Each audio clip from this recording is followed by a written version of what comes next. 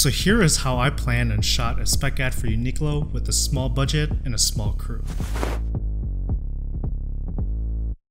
Now the important thing to know about spec work is that it not only gives you a portfolio piece coming out of it, but it kind of also helps you pursue your own passions and helps you keep your creative flames alive. So first and foremost, this spec ad was actually inspired by another spec ad that I saw here on YouTube from Vincent Color Film, and I gotta say that when I first saw this, I was obsessed with it. The colors, the mood, the vibe, the way it was shot, all of it. This in turn inspired me to create my own UNIQLO spec ad, and this is kind of how it turned out.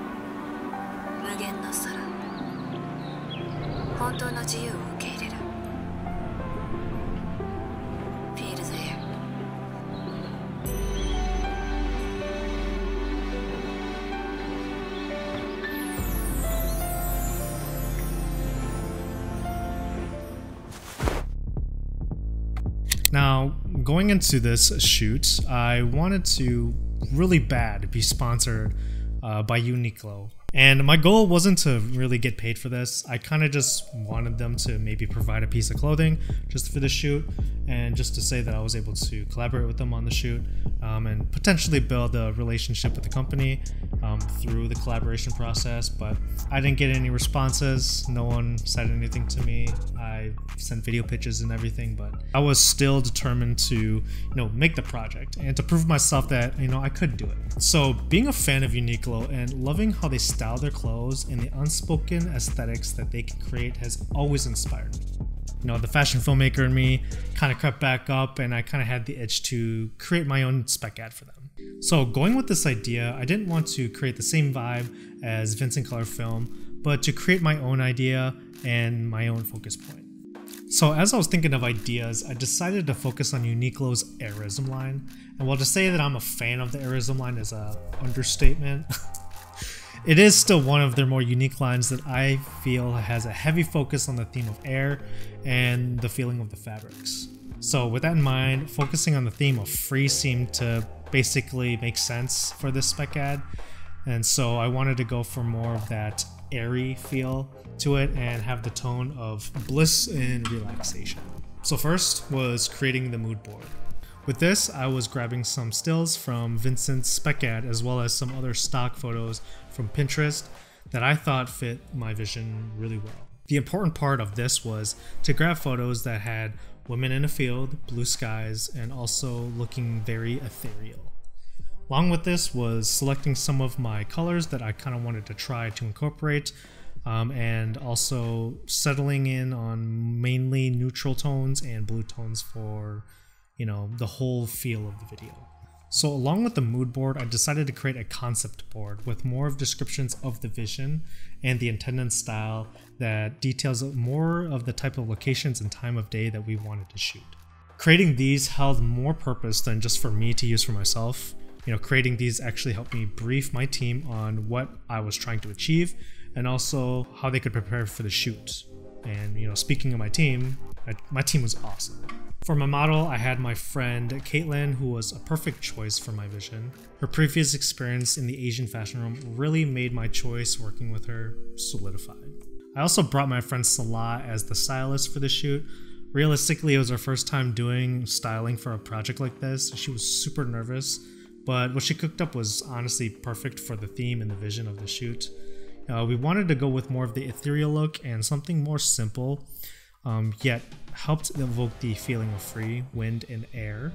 So we landed on the AIRism dress and we played off of that one dress to build out the rest of the look, and Soua did amazing, helping me, just beat that down to what we actually needed. I also had my dude Peng as the BTS shooter, and he was also there just to kind of help. And then I also had Carlos as my gaffer and also as my digicam operator. A portion of my video was shot on the digicam, as that's something I wanted to include. And you know, Carlos was there to kind of help. So with this spec ad, I really wanted to, and actually needed, to be cost friendly, because yo boy ain't got that kind of money. The only thing that I spent money on was both the dress and the large diffuser that I can show you in the behind the scenes footage here. Everything else was luckily provided by my team. It's a known fact that the larger your production, the better resources and equipment that you can get. But even with my low budget, I wanted to be able to show everyone that it is still possible to create without having a high budget. You know, things that you typically would need for commercial shoots. Would having a higher budget helped, made better quality video? Probably. But is it needed? Typically no. So with my concept built and the vision solid, I kind of wanted just to figure out the time of day that I needed to shoot and my location. So ideally the location was more of a wide open field with a good view of the sky. My idea was to kind of have the sky be the main component of my video. And I decided to go with a hilltop location in Minnesota where we were, you know, on just some hills, tall grass, wide open skies. This was perfect for what I had planned. So with that, now was shoot day. And on shoot day, we all got to the location, set up everything. Caitlin got dressed and, you know, was helped by Soua. I basically helped Carlos get debriefed on what I needed from him, and we were pretty solid. I had a set shot list of what I wanted, and even without the clouds, we were blessed on having friendly wind there. That was a really important part. If anything, that was probably more important than the clouds. So production happens. Basically what I was doing was just running through all the shots on my shot list, and it was a combination of both gimbal and handheld shots. Gimbal was mainly just to get some of the more smooth action shots that I needed, maybe a little bit more support on certain angles, and going handheld was more of just to get the natural feel of things, and also just have a little bit of a tighter grip on certain shots, especially an eye shot that I shot. Kind of needed it to be on a handheld, but just mix and matching shots and just seeing what flows the best. It is important to know that while you are the director and you know what you want, it's also equally important to explain to your thought process to your talent and team so that everyone kind of knows what you need from them. It kind of helps to help you communicate with your model. One thing that I think that every director should be able to do is be able to act out the actions that you need from your model. Even if you think it looks silly doing it, it's important that you can mimic what you need so that, you know, the model kind of knows exactly what you need from them. Now when it comes to lighting, we had a little bit of trouble with harsh light. So Carlos, as my gaffer, I had him basically come in when there was too much harsh light that was directly on Caitlin. This is one thing I think all creatives should have and use when they are creating things like this. And along the lines of equipment, it is important that you try to get the right equipment to get the shots that you need. One in particular that I remember having was my macro lens attachment. You know, one of the shots was the macro eye shot that my lens normally couldn't get, but to be honest, it was my first time using those in a functional way. Honestly, I was pretty surprised that the shot came out pretty great. But aside from that, it is important to get the right equipment you need. You know, if you don't have something specific, you can always ask a friend or rent one out from like a local place or online, which I've done in the past. It does save and it does help you, you know, test out certain equipment, but it also hinders you from buying gear that you might not even really use and only use a couple times. But that's a whole different gear talk. One other important thing that I needed was the digicam shot.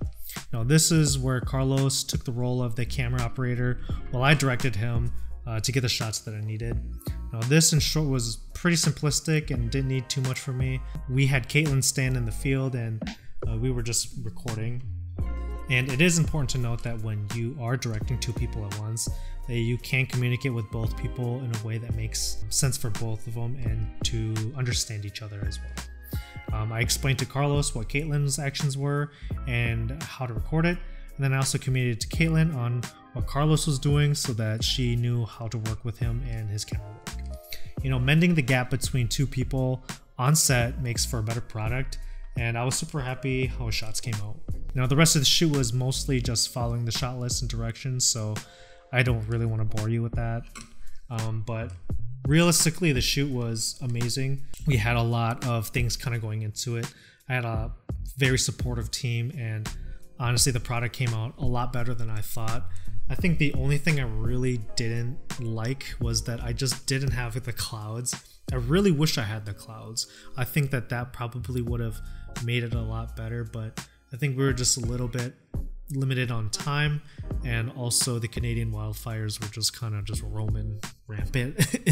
So that was my UNIQLO shoot. Honestly, it was probably one of the most fun I've had on a shoot.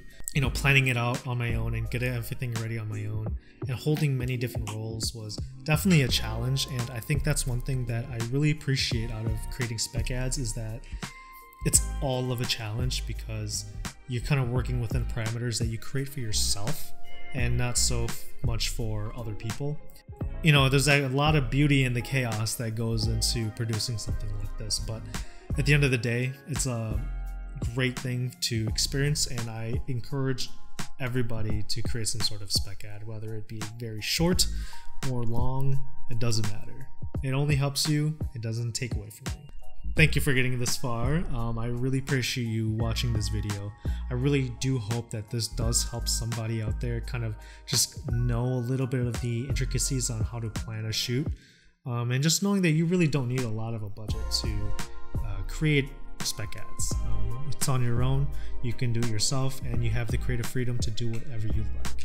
And so with that, thank you for watching. I hope you subscribe and like the video. Peace.